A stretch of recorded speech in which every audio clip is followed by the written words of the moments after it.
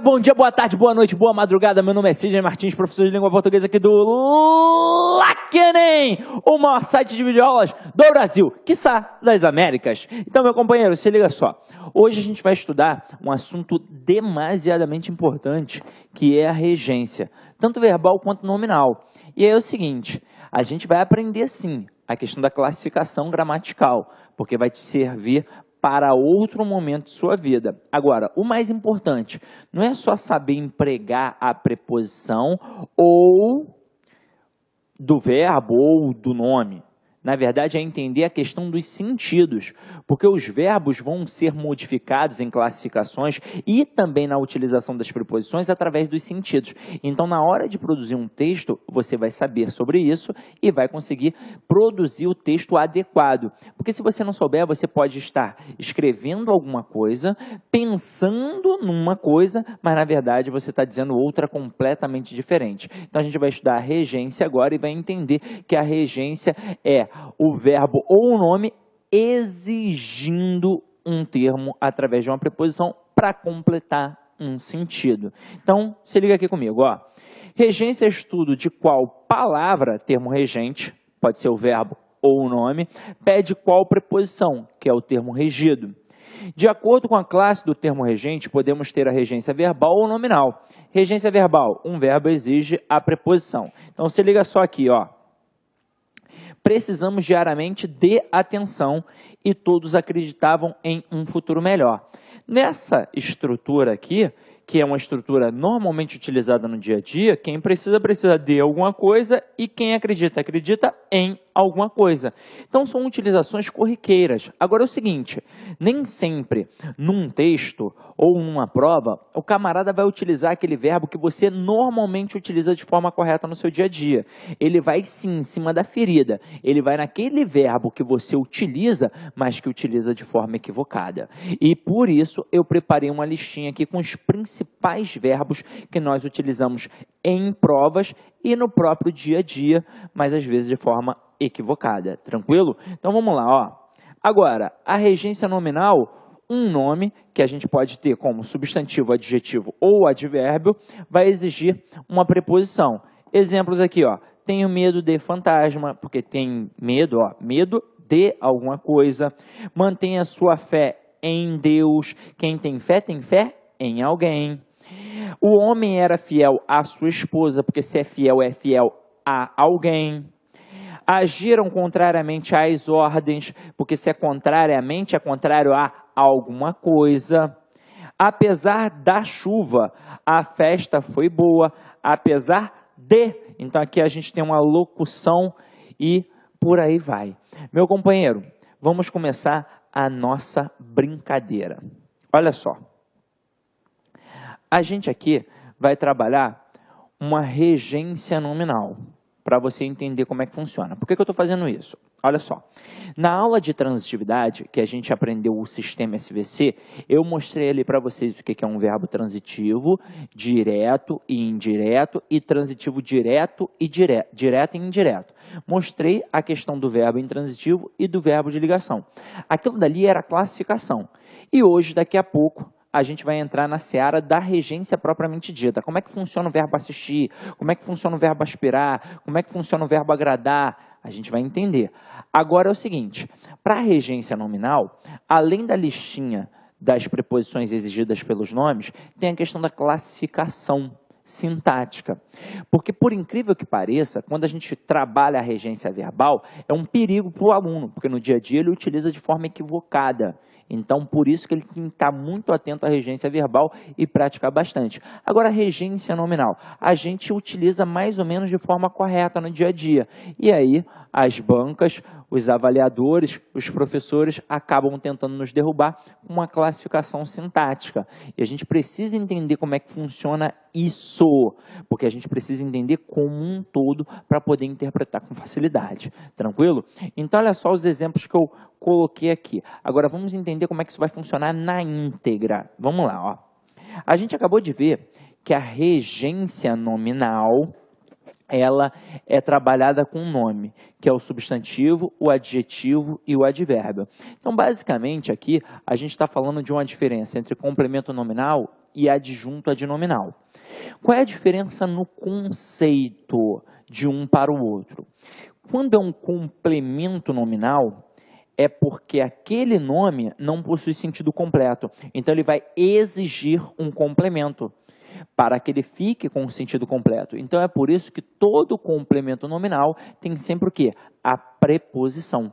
Então, complemento nominal é regência nominal propriamente dita. Agora, o adjunto adnominal, como diz o termo, adjunto, ele é um termo que acompanha um nome. É um termo que está ali, ó, em seu redor, apenas em sua periferia. É um termo satélite. Agora, pode ser que tenha uma preposição? Pode, mas não foi exigida pelo nome.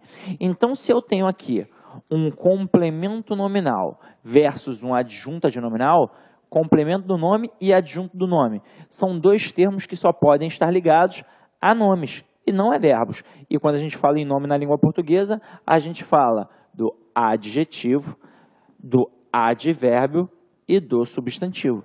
Só que aqui a gente já vai ter um problema, que a gente fala do substantivo concreto e do substantivo abstrato. E eu tenho de entender muito bem a diferença de substantivo concreto para abstrato. Vou botar aqui duas vezes, porque nós teremos duas situações. E eu te pergunto, você que está em casa, fada é substantivo concreto ou é abstrato? Gnomo é substantivo concreto ou é abstrato? Deus é substantivo concreto ou é abstrato? Assininho do Peter Pan é substantivo concreto ou é abstrato? Tudo que eu falei aqui agora é substantivo concreto. Sabe por quê? Substantivo concreto não é só aquilo que a gente pode pegar. É aquilo que a gente pode pegar, imaginar e criar. Porque eu posso tornar palpável. Eu posso ou não posso colocar uma fada no desenho? Tornei palpável. Eu posso ou não posso colocar Deus no cinema? Morgan Freeman não foi Deus no cinema? Então, eu tornei palpável. Até mesmo porque para ser um substantivo abstrato, só em duas situações. Ou é um sentimento, ódio, amor, paixão, medo, ou é um substantivo com força de verbo. Como assim, Sidney, com força de verbo? Eu digo o seguinte, eu digo que a filmagem da cena ficou perfeita.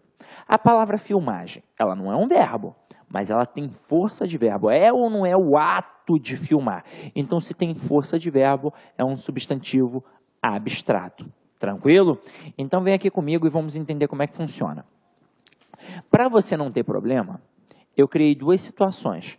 Este quadro mnemônico, que vocês vão anotar aí, vão copiar, e um processo lúdico, uma musiquinha, para você também não esquecer isso daqui. E aí é o seguinte, acompanha aqui comigo, ó.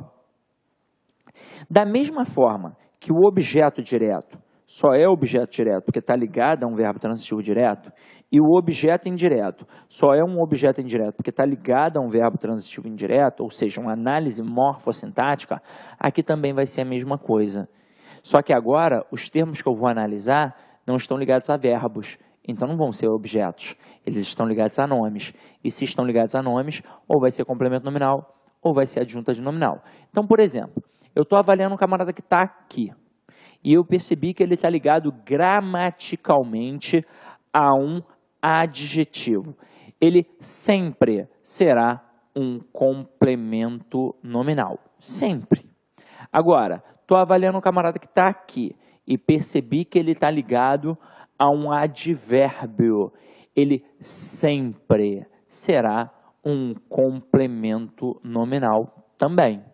Agora, estou avaliando um camarada que está aqui e percebi que ele está ligado a um substantivo concreto. Ele sempre será um adjunto adnominal.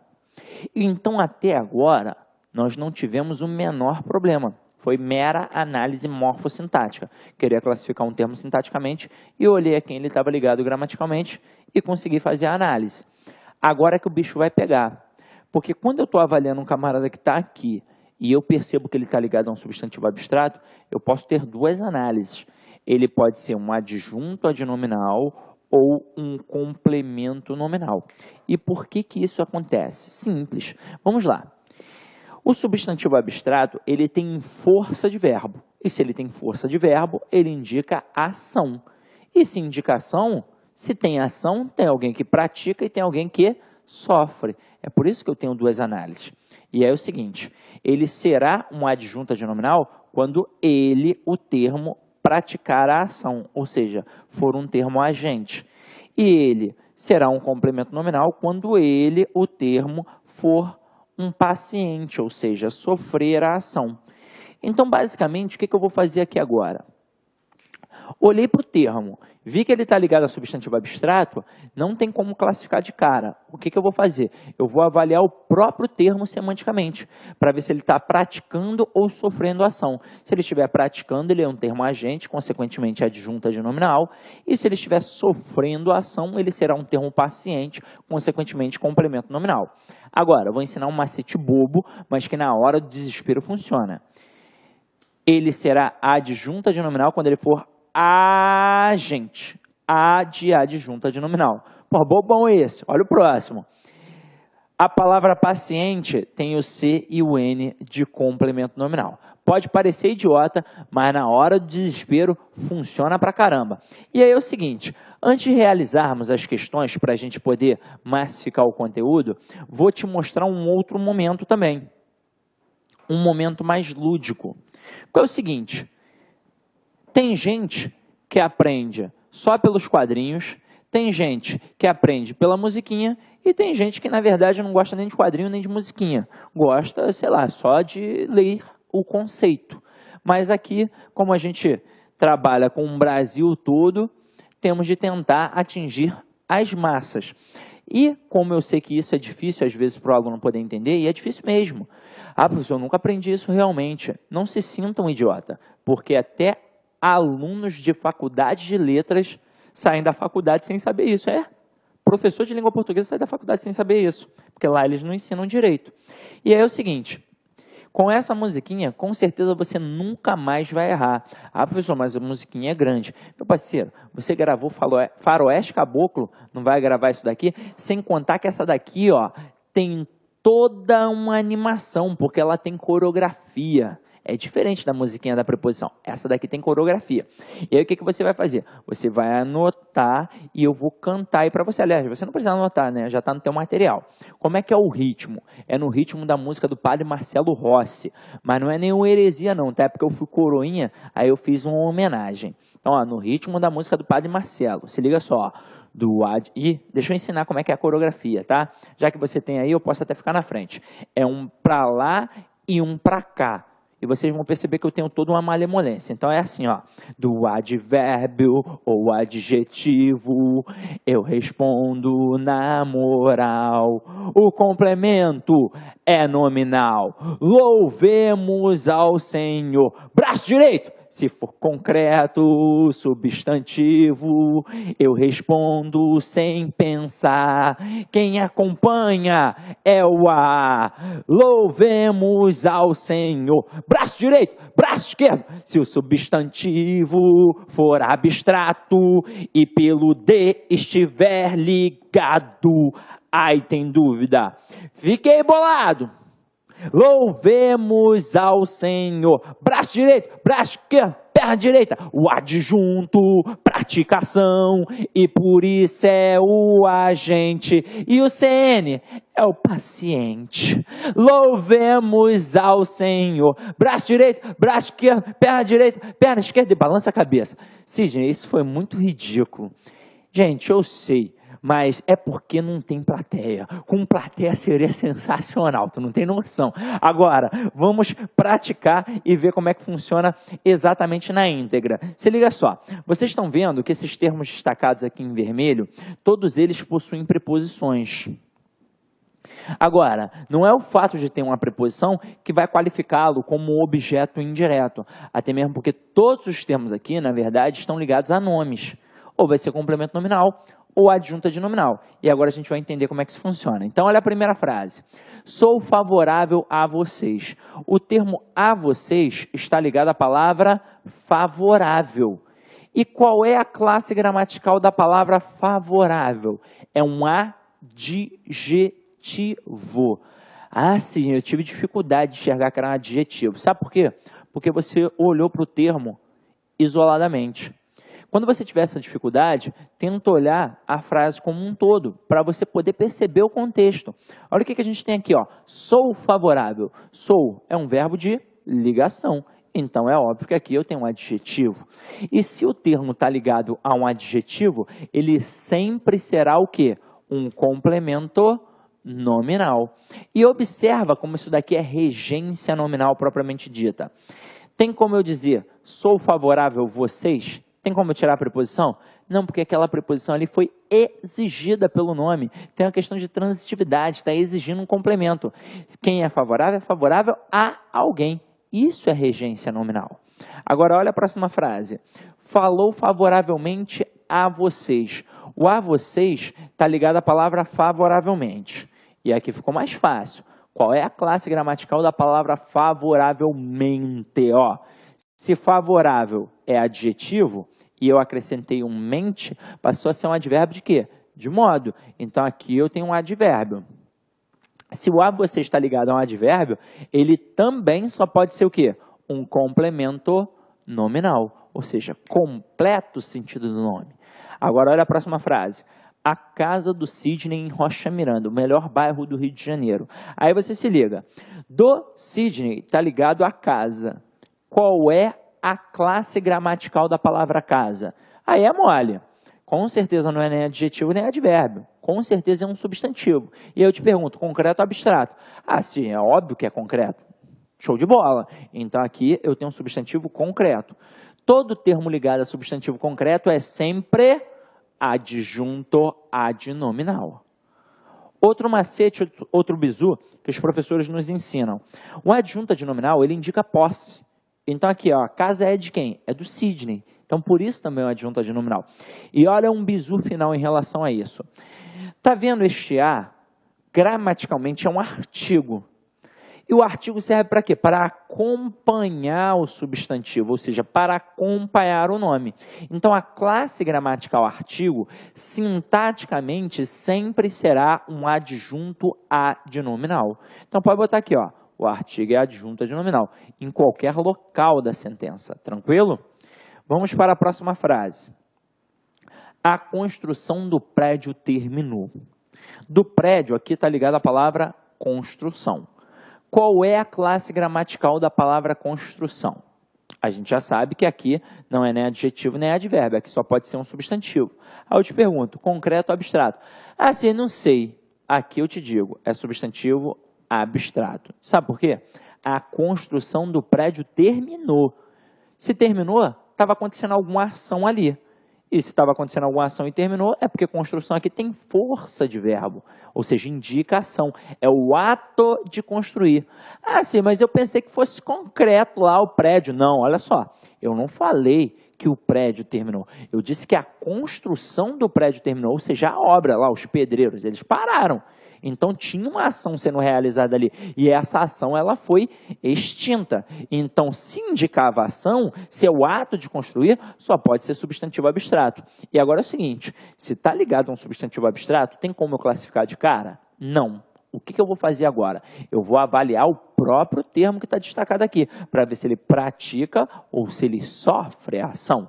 E aí diz para mim, o prédio, ele construiu ou foi construído? Ele foi construído, então ele sofreu ação, ele é um termo paciente, consequentemente ele é um complemento nominal. Olha a próxima frase. A construção do engenheiro terminou. Aqui o mesmo contexto. Está ligado à construção. Nesse contexto, se terminou algum tipo de ação, é um substantivo abstrato. Só que agora, um engenheiro, ele não sofre ação, ele pratica ação, porque ele não foi construído, ele construiu. Se ele praticou ação, ele é um termo agente, se é agente, é adjunto adnominal. Então aqui, ó, eu tenho adjunto adnominal. Tá tranquilo? Olha a próxima frase. A construção de milho pegou fogo. Aí, ó, de milho está ligada a palavra plantação. Eu falei construção? Não. A plantação de milho pegou fogo. E aí se liga. Normalmente, quando o aluno vem aqui, ele às vezes acaba dando um mole. E sabe por quê? Porque normalmente, quando ele visualiza um substantivo terminado em são, a tendência é pensar que é um substantivo abstrato, porque está indicando ação. Só que é o seguinte, na língua portuguesa tudo depende de contexto. Então, se eu tivesse, ó, trabalhado a última frase, vamos imaginar o seguinte, vamos realizar isso aqui de duas formas. Duas formas. Uma é elevando significantemente, ou seja, quando você estiver afiadíssimo na língua portuguesa, você vai olhar para a frase e automaticamente vai interpretá-la e vai entender. A outra é um macetinho que eu vou ensinar para poder facilitar a vida. E é o seguinte, imagina você que está em casa, imagina que você seja um agricultor. Aí eu digo assim, ó, a plantação de milho será amanhã. Você que é agricultor vai fazer o que amanhã? Você vai plantar. Então, na última frase aqui, ó, plantação significa o ato de plantar e é um substantivo abstrato. Agora, na penúltima frase, a plantação de milho pegou fogo. Imagina que você seja um agricultor. Aí eu digo a você assim, olha só, a plantação de milho pegou fogo. Você vai plantar ou você vai olhar para o milharal pegando fogo? Você vai olhar para o milharal pegando fogo. Então não significa o ato de plantar. Aí é algo concreto, é o milharal.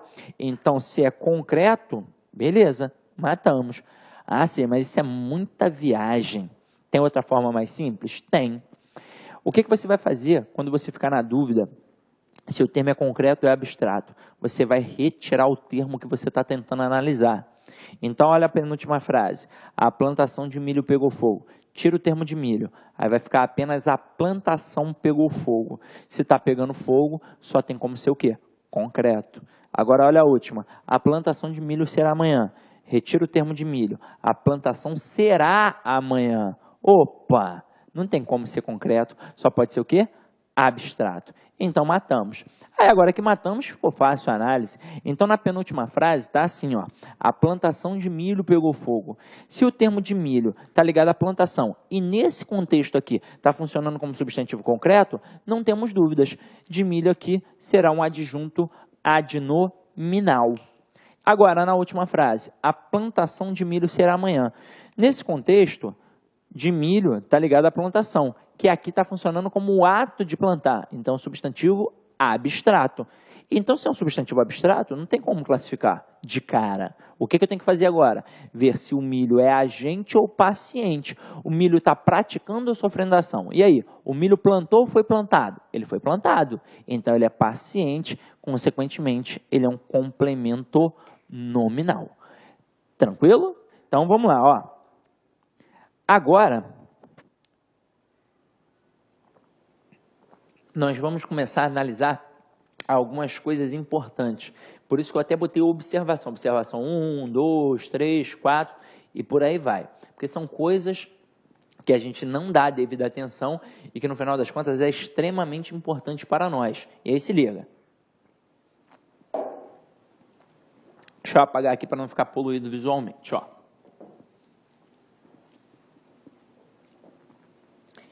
Primeira coisa é entender que ao trabalhar a preposição, a pessoa não lembra da preposição não, olha para a aula anterior.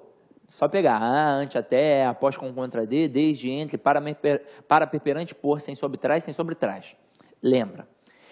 A gente pode ter a relação da contração e a relação da combinação. Qual é a diferença entre elas? Uma vai fazer fusão e a outra não. Então, olha só, preposições costumam aparecer junto com outras classes gramaticais, como artigos e pronomes. Aí nós temos a contração. A junção da preposição com outra palavra acarreta mudança ou perda fonética. Então, ó, é um fundir. A gente está fundindo, está modificando aquela estrutura. Olha o exemplo aqui. Quando eu coloco confio no rapaz, eu, na verdade, confio em alguém. Mas o no é a preposição em mais o artigo o. Então, ó, confio na menina é a preposição em mais o artigo a. Então, se é preposição em mais artigo o e fica no, a gente teve ou não teve uma alteração fonética? Teve uma alteração fonética. Isso é fusão, isso é contração. Por exemplo, a nossa crase é uma contração. Agora, olha outro exemplo. Gostei da torta. Quem gosta, gosta de alguma coisa. E o da é a preposição de mais o artigo a. Gosto do rapaz. Então, preposição de mais artigo o. Teve também uma contração. Olha aqui a nossa amada crase. Obedeço à lei. Observa que está aqui com acento grave. Por quê? Porque quem obedece, obedece a alguém. Então, o termo anterior está exigindo a preposição a e o posterior, admitindo o artigo a. Foi exatamente o que aconteceu aqui em todas as estruturas. Ó, o termo regente e termo regido. Verbo confiar, quem confia, confia em. Verbo gostar, quem gosta, gosta de. Verbo obedecer, quem obedece, obedece a. Então, os termos anteriores exigiram preposições e, consequentemente, os termos posteriores, que são os termos regidos, eles admitiram artigos. Consequentemente, se tem preposição mais artigo e nós fizemos a fusão, é porque nós temos uma contração. Agora, vamos dar uma olhada no que é a combinação. Então, acompanha aqui comigo, ó. A junção da preposição com a outra palavra não acarreta mudança ou perda fonética. Então, é basicamente assim, ó. A contração, eu pego o vermelho e o preto e vou fundir, pá, e aí ele vai virar azul. Não sei se é assim, mas é mais ou menos isso. Agora, a combinação, só vou encostar um no outro. Isso que é combinar, porque eu não vou perder em nada. Então, observa, a gente tem assistir ao filme. Quem assiste, assiste a alguma coisa. Pediu a preposição a. E o filme é um substantivo masculino que admite o artigo o. Este ao aqui mantém a preposição a, que foi exigida, e mantém o artigo o, que está sendo admitido, da mesma forma que ele existe sempre. Não teve uma fusão. Agora, observação 2. Diante de um sujeito normalmente oracional, a contração é impossível. E aí eu vou te dizer, isso daqui é aquilo que o professor sempre falou para você na época da escola, quando você estava estudando sujeito. Aí ele dizia assim, ó, o sujeito jamais deve ser preposicionado. Lembra disso? Aí eu te pergunto, algum dia ele te disse o porquê disso? Vou te dizer agora. E é o seguinte, não foi nenhum gramático que inventou isso. Nós, falantes comuns da língua portuguesa, é que não conseguimos preposicionar um sujeito. E por que a gente acaba errando no dia a dia, Sidney? Porque no dia a dia a gente fala muito rápido. O nosso princípio é o da economia linguística. Aí a gente acaba fazendo contrações indevidas. Mas observa aqui comigo, ó. Tá vendo essas duas frases? Tenho medo do gorila e tenho medo de o gorila fugir? Normalmente, no dia a dia, a gente não fala tenho medo de o gorila. A gente fala tenho medo do gorila fugir. E aí, avalia aqui comigo, ó. Olha a primeira frase. Tenho medo do gorila. Eu tenho quantas orações, quantos verbos? Apenas um. E para cada oração, eu tenho um sujeito, independentemente de ser determinado, indeterminado ou uma oração sem sujeito. Para cada oração, tem sempre um sujeito. Então, qual é o sujeito dessa oração aqui? Quem é que tem? Eu. Beleza. Agora, na segunda oração, tenho medo do gorila fugir. Quem é que tem? Continua sendo eu. O eu é o sujeito do verbo ter. Agora, quem foi que fugiu? O gorila. Ninguém responde do gorila. E é por isso que eu não posso ter sujeito preposicionado. Porque quem fugiu foi o gorila e não do gorila.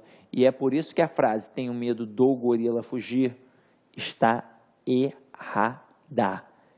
Está errada. O correto é tenho medo de o gorila fugir. Tranquilo?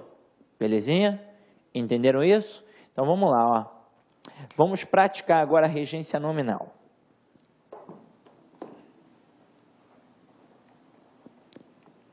Entender como é que funciona essa bagaça. Alguns nomes admitem dupla regência nominal, isto é, duas ou mais preposições como certas, embora alguns aceitem apenas uma opção. Igualzinho a regência verbal, gente. Por exemplo, na hora que a gente estava estudando, na aula passada, aquele verbo dar, no exemplo eu coloquei Sidney deu flores para Clara. Mas a gente já sabe que quem dá alguma coisa para alguém ou alguma coisa a alguém. Aquele verbo ali poderia ter trabalhado duas preposições. Agora, a gente tem nome que trabalha também duas preposições, mas ora vai mudar o sentido, ora não. E aí, acompanha aqui comigo, ó. Fiz alusão ao filme. Quem faz alusão a alguma coisa. Então, a palavra alusão exige a preposição a, pronto, acabou. Agora, tenho aversão a baratas ou aversão por baratas. Tanto faz. Então, tanto faz ter aversão a alguma coisa ou aversão por alguma coisa. Ou seja, trabalhou aqui, ó, duas preposições. Tranquilo? E aí, vamos dar uma olhada agora na nossa terceira observação.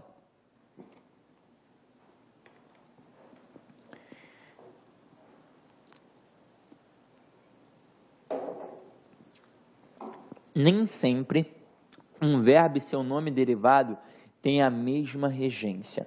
E isso é importante, porque a gente acha que o nome vai seguir o verbo, e não é sempre. Pode acontecer de ser igual, mas nem sempre. Olha aqui esse primeiro exemplo. Gostamos de arte e temos gosto pelas artes. Então, observa, aqui eu tenho o verbo. Aqui eu tenho o nome. Agora, o verbo gostar, ele é verbo transitivo indireto que exige a preposição de. Quem gosta, gosta de alguma coisa. Agora, o substantivo aqui, ó, temos gosto. Quem tem gosto por alguma coisa. Então, por isso que eu tenho gosto pelas artes. Então, o verbo gostar, ele exigiu a preposição de. E o seu substantivo derivado, ele exigiu a preposição por, porque pelas é a preposição por mais o artigo as, ou seja, estamos diante de uma contração. Agora, olha o próximo exemplo. Necessitamos de amor. Quem necessita, necessita de alguma coisa. É o verbo necessitar, exigindo a preposição de. Agora, olha aqui. Temos necessidade de amor. O substantivo necessidade também pediu a preposição de. Agora é o seguinte, Sidney, eu tenho que gravar tudo isso? Vamos lá, na verdade, a gente só adquire este tipo de conhecimento praticando.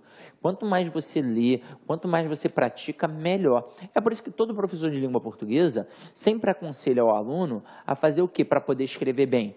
Leia bastante, porque quanto mais você lê, é claro, bons textos, não adianta ficar lendo no WhatsApp, não adianta ficar lendo no Facebook, tem que ser bons textos. Quanto mais você lê, mais você compreende a língua, mais você escreve melhor. Tranquilo? Então, vamos lá, dá uma olhadinha no quadrinho aqui que eu preparei para vocês, ó. Regências nominais comuns que nós utilizamos aí nos textos, nas provas, no nosso dia a dia. Olha aqui, ó. Acessível. Se é acessível a alguma coisa. Acostumado. É acostumado a alguma coisa ou acostumado com alguma coisa. Alheio. É alheio a alguma coisa. Alusão. Alusão a alguma coisa. Atenção. Atenção a alguma coisa ou atenção para alguma coisa. Benéfico também, ó. Benéfico a alguma coisa ou benéfico para alguma coisa. Cuidadoso. Cuidadoso com alguém. Cuidadoso com alguma coisa. Estranho. Estranho a alguma coisa. Estranho a alguém. Favorável. Favorável a alguém ou a alguma coisa. Tanto faz. Fiel. Quem é fiel a alguém. Grato, quem é grato a alguém. Hábil, quem é hábil, é hábil em alguma coisa. Junto, se é junto a ou então é junto de. Leal, quem é leal a alguém. Natural, é natural de. Sou natural do Ceará, sou natural do Rio de Janeiro, sou natural de Mato Grosso. É assim que funciona. Necessário, se é necessário a alguma coisa. Necessidade, a gente já viu. Se é necessidade de alguma coisa. Nocivo, se é nocivo a alguma coisa. Ó, o fumo é nocivo à saúde. Se é prejudicial, também. É prejudicial a alguma coisa. Se é próprio de ou é próprio para. Se é próximo a ou então é próximo de. É próximo à rua tal, é próximo da rua tal. Tanto faz. Agora aqui, respeito há o respeito por. Tenho respeito a meus pais, tenho respeito por meus pais.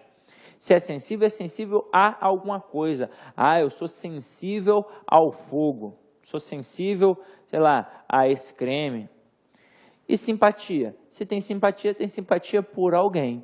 Então, gente, aqui tem uma listinha bacana que você pode sempre estar aí antenado. É claro, tem outras listas maiores, mas essa daqui é uma que já vai te auxiliar e bastante, tranquilo? Agora olha a próxima aí, ó. Aqui é a reflexão que nós vamos fazer antes de entrar na regência propriamente dita dos verbos. Quando eu falo em regência verbal, como eu disse a vocês, ó, alguns verbos admitem regências distintas também, mas nem todos sofrem mudança semântica nessa alteração. E aí, ó, mora o perigo. Se liga só. Eu tenho aqui, atendi o telefonema e atendi ao telefonema. Então tá aqui, ó, o telefone tocando. Brim, brim, brim, brim, brim, brim. Eu posso dizer que eu atendi o telefonema, ou então que eu atendi ao telefonema.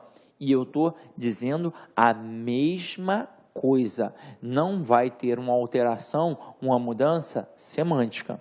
Agora, eu tenho precisei o relógio e precisei do relógio. Caramba, nunca tinha visto isso. Para mim, o verbo precisar sempre pedia a preposição de. Mas lembra que eu te falei que na língua portuguesa tudo depende de contexto? E aí é o seguinte, vamos avaliar. Quando eu digo que eu atendi o telefone ou que eu atendi ao telefone, caramba, o que eu fiz? Vamos pensar, vamos analisar. O telefone está tocando, é a minha mãe que está me ligando, eu fui lá, peguei o telefone e comecei a falar com a minha mãe. Independentemente de ter atendido o telefone ou de ter atendido ao telefone. Agora, quando eu digo que eu precisei o relógio, é completamente diferente de dizer que eu precisei do relógio. Precisar o relógio. Vamos lá. Está aqui o meu relógio. Hora errada. Sei lá. Mudou o horário de verão. Aí eu precisei adiantar ou reduzir uma hora. Jogar para frente ou para trás. Aí o que eu vou fazer? Eu vou colocar na hora certa. Então eu vou precisar o relógio. Vou colocar o relógio em sua hora correta, em sua hora precisa. Agora, sou professor de língua portuguesa. Vou dar aula. Preciso me organizar em relação ao horário. Estou sem relógio. Eu preciso de um relógio para não me perder no tempo da aula. Então, é isso que quer dizer, que eu preciso do relógio. Então, viram como é que é completamente diferente? Tranquilo? Então, meu parceiro, diante disso, a gente vai começar a brincar aqui agora com a nossa listinha de verbos. E é o seguinte, na língua portuguesa, nós temos mais ou menos 11 mil verbos. 11 mil. Ninguém é capaz de saber 11 mil verbos. Eu não sei 11 mil verbos, você nunca vai saber 11 mil verbos, o Bechara não sabe esses 11 mil verbos. Ninguém sabe. Normalmente, em provas e no nosso próprio dia a dia, de forma comum, nós utilizamos apenas 40 verbos. Caramba, de 11 mil para 40 verbos. E, para ser sincero, você, eu e a maioria das pessoas, quando vai produzir um texto, acaba reduzindo esses 40 verbos para mais ou menos uns 15, 17, 18, 20 verbos. E aí o que eu fiz? Eu peguei os verbos que provocam dúvidas. Não aqueles verbos que são comuns, que a gente sempre acerta. O verbo ver. Caramba, verbo ver, quem vê alguma coisa. Então, não preciso analisar o verbo ver, porque você já sabe qual é a forma correta. Agora, outros verbos nós precisamos analisar. E o primeiro deles, a gente vai analisar, ó, e é o verbo agradar. Só que aí é o seguinte, meu parceiro, como o nosso bloquinho de tempo geralmente gira de 40 em 40 minutos, para você ter tempo de visualizar a aula e fazer alguma outra coisa, caso seja necessário, nós vamos para a aula aqui. Você vai beber uma água, tomar um café, comer um biscoito rapidinho e vai voltar. Então, olha só, não perde tempo não. Não vá fazer outra coisa não. Continua, passa para o próximo bloco, tranquilo? Até daqui a pouco. Fala galera, gostou da aula? Curta e compartilha.